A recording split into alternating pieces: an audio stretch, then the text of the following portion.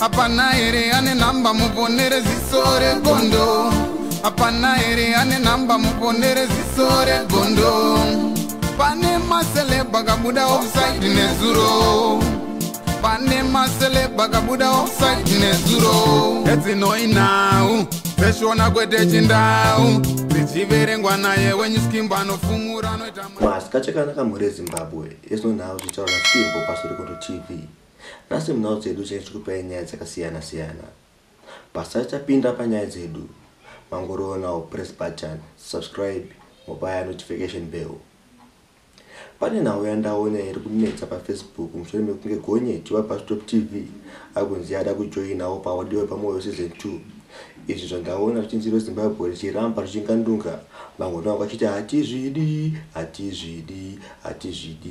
tichita chimbokura dzema comments evamwe Gonyeti and is condemned pa audio pamoyo chibozvonerewo mega ma comments aya imemiwo pa comment box doti mundipo ma thoughts enyu kuti anokwanisa kupinda here kana takwanisa kupinda zvonere mega vamwe ndauri kuti Gonyeti ngabude taneta naye vamwe vachicho Gonyeti ngaite zvake zvepolitics namagi ndamboedza kuda scroll kuti ndimbonoti pane vari kufarana zvere but it seems kuti vese havasi kunakirwa kuti mumbondiudzawo zvamuri kufunga mucomment box kozoyo post yesina team akamanacho Enzo Esha yandiri kuisa pa screen penyu yanga achitaurayo kuti mamwe maartist enyu amunofarira anouya achitaura kupenga pa social media zvinozoya kuseri vakukumbira rubatsiro.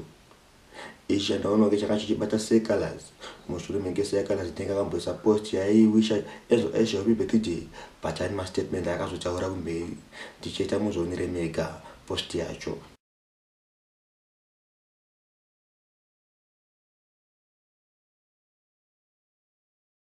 Zvino Secolors ndiye muimba ari kutaurwa apa kuti anozonanga achita anotaurisa pa social media vadanenge kuzokumbira mari kuna T-Mac kwa ku inbox. Izvi zvisina kufadza T-Mac wacho. Chinangwa pari kunzi Secolors ndiye akurewa apa ndichita muone post yandabva kuratidza iyi ya Enzo Esha achishwa happy birthday neyazoiswa kuti T-Mac zvonere mega.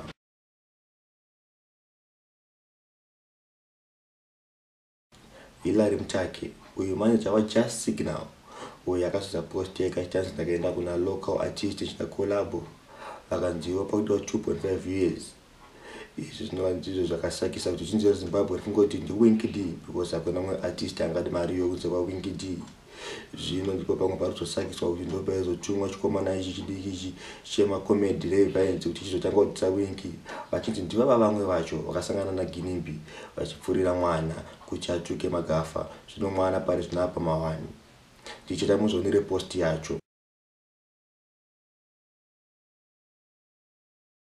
Kune muimba ari kuchema-chemawo yanonzi Menard uyu muimbo yakaita song yake kwa Malon T ari kuti song yake kazobiwa yakapiwa Talky Vibes tichita munzure mega.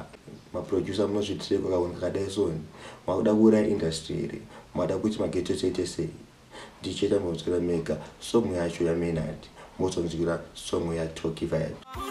Tungine waya mukoma mangoma ndoraya uchida clash aisinya yandiri kutsakadza kawanira ndinokiyaine kurova. Tungine waya mukoma mangoma ndoraya uchida clash aisinya yandiri kutsakadza kawanira ndinokiyaine kupinda ndichitunga sechipeleti apanga vamitisanga vapfeka mateneti kunge tishu vanoperera mutoileti rega ndivatuke futsake debet amungaseke vanhu vatimba tsvina nemakeni vanofanira kutemwa muzimudhanzo mawandisa malena pane vamwe vanofanira kudzingwa kurova. Tungine waya mukoma mangoma ndoraya uchida clash aisinya yandiri kutsakadza kawanira ndinokiyaine kurova. Tungine waya Zimbabwe Africa nai vedwe kudi antigo round 2020 album rukuya Tungine waya zere masonga akati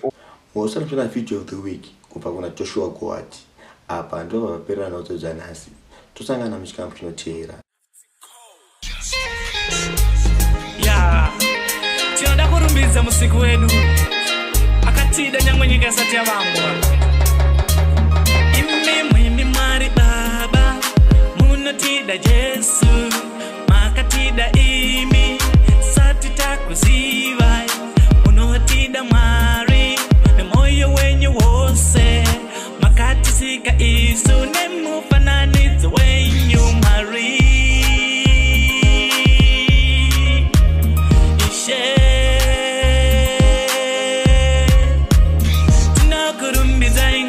yose tinokunamata misi yose Mwari.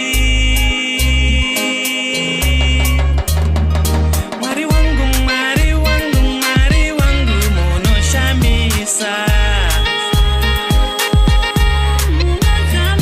Mwari wangu, Mwari wangu, Mwari wangu munoshamisa.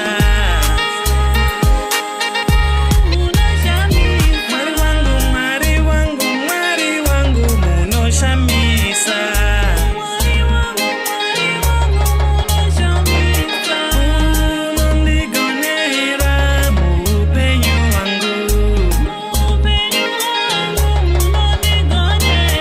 Unondigonera ini muupenyu wangu.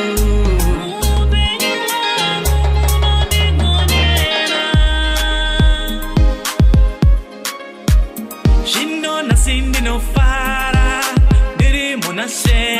Indi na sindi no tamba, diri munase. Ishe muri bwerangu ini pandimire. Ishe muri bwerangu ini pandimire.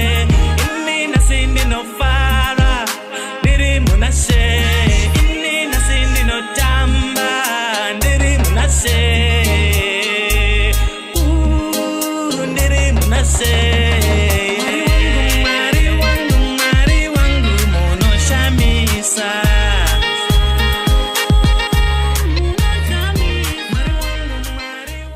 Apana ere ane namba muponere zisore gondo. Apana ere ane namba muponere zisore gondo.